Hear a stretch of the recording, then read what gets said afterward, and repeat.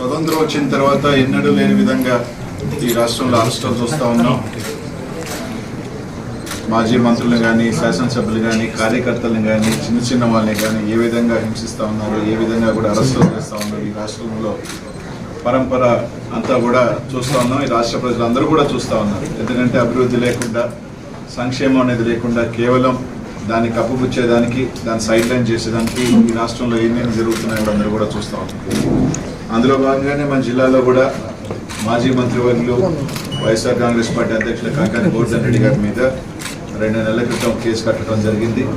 అందులో భాగంగానే ఏ రోజు కూడా మన ప్రాంతానికి వెళ్ళిన వ్యక్తి, అక్కడ ఎప్పుడు కూడా లేని వ్యక్తి ఒక అక్రమ కేసు పెట్టడం, దానికి సంబంధించి దాంట్లో మళ్ళీ అనేక కోణాలలో SC/ST కేసులు పెట్టడం, అన్నీ కూడా కేసులు కూడా చూసాం. కానీ ఖచ్చితంగా ఒక అక్రమ కేసు పెట్టినప్పుడు, ఒక తప్పు కేసు పెట్టినప్పుడు ప్రతి ఒక్క పౌరుడికి కూడా దాన్ని ఖచ్చితంగా కోర్టులో ఛాలెంజ్ చేసే రైట్ ఉంటుంది. అది అందులో భాగంగానే ఏదైతే జిల్లా అధ్యక్షుల వారు కానీ కోర్టుని ఆశ్రయించడం జరిగింది. ముందస్తు బెయిల్ కోసం కూడా ఆశ్రయించడం జరిగింది. అందులో భాగంగా కోర్టు సెలవులు రావటం, కొద్దిగా హైకోర్టులో కూడా కొంచెం పెండింగ్ ఉండటం, అందులో భాగంగానే ఈరోజు మీ మీడియా ముఖంగా అందరి కూడా గోవర్ధన్ రెడ్డి గారిని అరెస్ట్ చేశారని చెప్పి కూడా అని వింటా ఉన్నాం.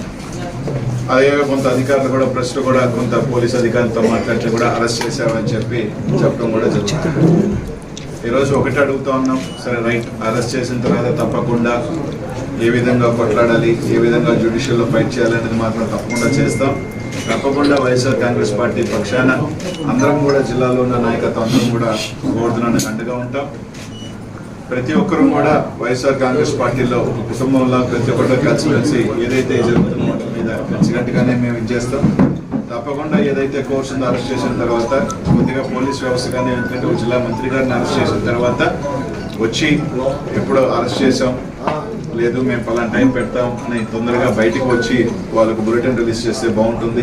అలా కాకుండా తీసుకొచ్చి ఇప్పటికీ కూడా ప్రెస్ వాళ్ళకి కానీ ఎక్కడ కూడా ఇంకా కూడా ఒక అఫీషియల్ ఇన్ఫర్మేషన్ ఇవ్వకుండా వాళ్ళ దగ్గర రకరకాల DTCలో తీసుకొచ్చారు, DTCలో పెట్టారనో లేదని రకరకాలు వింటా ఉన్నాం. అలా కాకుండా ఖచ్చితంగా ఇమీడియట్గా SP గారు తీసుకొచ్చిన తర్వాత వాళ్ళకి సంబంధించిన ఏదైతే పోలీస్ స్టేషన్లో కేసు ఉందా, ఏదో ఒకటి తొందరగా దాన్ని ఇమీడియట్గా చెప్పాల్సిన బాధ్యత కూడా ఇక్కడున్న పోలీస్ యంత్రాంగం అంతా మీద కూడా ఉందని చెప్పి అందరం కూడా ఉంటూ ఒకటైతే చెప్తా ఉన్నాం, ఇట్లా కేసులు పెట్టి వైఎస్ఆర్ కాంగ్రెస్ పార్టీ క్యాడర్ని కానీ, నాయకులు కానీ ఎవరు కూడా మనోధైర్యం తగ్గించలేరు. మేము అందరం కూడా కలిసిగానే ఉంటాం. అందరం కూడా మా అందరి కలిసికట్టుగా సపోర్ట్ గోవర్ధనానికి ఎప్పుడు ఉంటాం.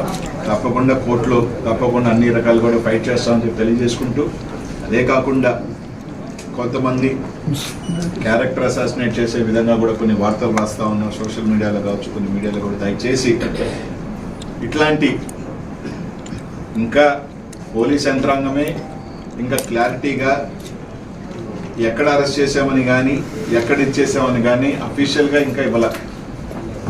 ఉచాయిగా మేము పత్రికా వాళ్ళు కానీ, లేకపోతే ఉన్న సోర్సెస్లో కానీ ఫోన్ చేస్తేనో లేకపోతే అన్అఫీషియల్గా చెప్పిన ఇన్ఫర్మేషన్ ఇక్కడికి వచ్చిందని మాకున్న ఇన్ఫర్మేషన్ తప్ప. కానీ అట్లాంటిది కొన్ని టీవీ ఛానల్స్ కానీ, కొన్ని సోషల్ మీడియాలో కానీ ఇక్కడ అసభ్యకరంగా పోస్టులు పెట్టడం కానీ, మీడియాలో పెట్టడం కానీ మంచిది కాదు.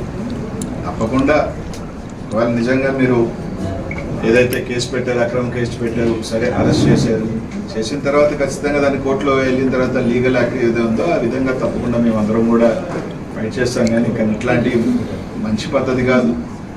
ఒక వ్యక్తిగతంగా చేయటం కూడా ఎవరికి కూడా మంచిది కాదు. ప్రతి ఒక్కరికి కూడా కుటుంబాలు ఉంటాయి, ఫ్యామిలీస్ ఉంటాయి. దయచేసి అట్లాంటి ఎవరు కూడా ఇట్లాంటి చీఫ్కి దిగద్దని మాత్రం తెలియజేసుకుంటూ, తప్పకుండా పోలీసు SP గారిని కూడా కోరుతా ఉన్నాం, మీరు తీసుకొస్తే ఎప్పుడు తీసుకొచ్చారు, లేదా ఎప్పుడు ప్రొడ్యూస్ చేస్తారు, ఏంటా అన్నది ఖచ్చితంగా ఒక బులెటిన్ రిలీజ్ చేయాల్సిన బాధ్యత మీ అందరి మీద ఉంది. ఎందుకంటే మాకున్న ఇన్ఫర్మేషన్ మీరు అరెస్ట్ చేస్తున్నారు అని, అరెస్ట్ చేసి DTC తీసుకొచ్చారన్నది మా అందరికీ కూడా ఇన్ఫర్మేషన్ ఉంది. కాబట్టి ఖచ్చితంగా దాన్ని చెప్పాల్సింది ఇదిగా మేము కోరుతా ఉన్నాం.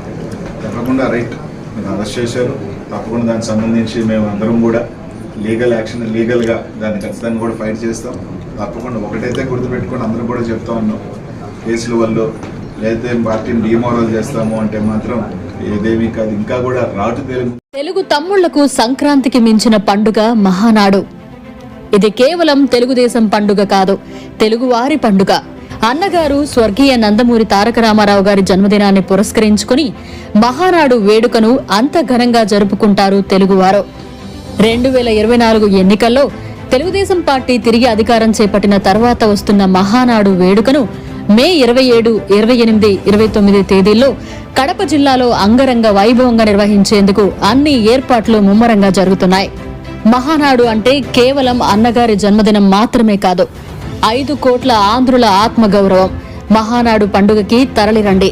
ఇట్లు నెల్లూరు పార్లమెంట్ సభ్యులు వేమిరెడ్డి ప్రభాకర్ రెడ్డి గారు, కోవూరు శాసనసభ్యులు వేమిరెడ్డి ప్రశాంతి రెడ్డి గారు.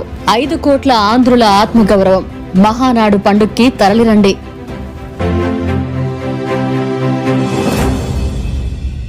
మరిన్ని అప్డేట్స్ కోసం మన HN9 టీవీ ఛానల్ ని సబ్స్క్రైబ్ చేసుకోండి.